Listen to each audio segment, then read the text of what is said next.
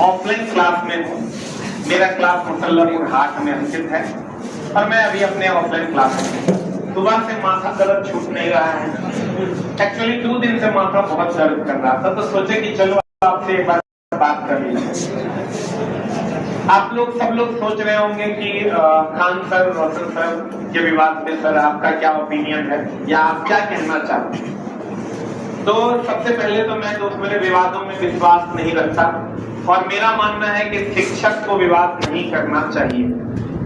शिक्षक के ऊपर कोई विवाद कर सकता है, किसी भी शिक्षक को विवाद शोभा नहीं देता है, क्योंकि हम लोग क्लास में बच्चों के आइडियल होते हैं और बच्चों को ये सिखाते हैं कि बच्चे कभी भी किसी से झगड़ा नहीं कीजिए, लड़ाई नहीं कीजिए, क्योंकि झगड़ा और लड़ाई कभी भी किसी समस्या का हल नहीं है।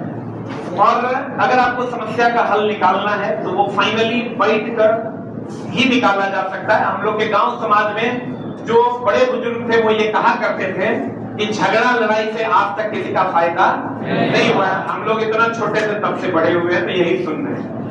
और हमको ऐसा लगता है कि खान सर और रोशन सर को इस विवाद का मिल के सॉल्यूशन निकालना चाहिए, लेकिन अब थोड़ा देर हो गया है। देर इस बात का हो गया है कि रोशन सर जेल चले गए और खान सर पे भी बहुत सारी इंक्वायरियां बैठी हुई है, लेकिन मेरा मानना है कि अभी भी कुछ बिगड़ा नहीं है, अभी भी सुलहनामा हो सकता है और चीजों को सुलझाया जा सकता है।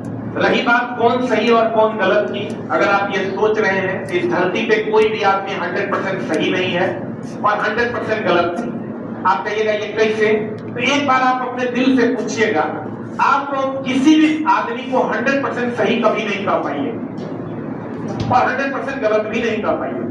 हाँ, लेकिन उस रात जो खान सर ने बयान दिया, इस बयान की हम बड़ी निंदा करते हैं और खान सर जैसे जिम्मेवार आदमी को यह बयान नहीं देना चाहिए कि मैंने अपनी आंखों से 10 राउंड गोली चलते हुए देखा, जिस बयान पे आज वो नहीं है।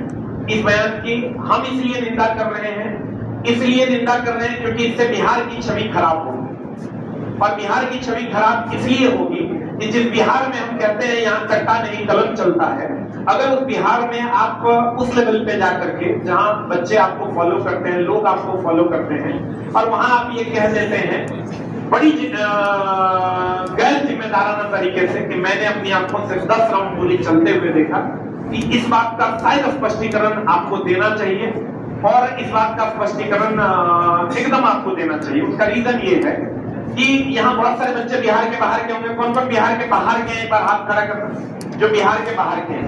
लड़कियां भी बहुत सारी बिहार के बाहर की हैं। आप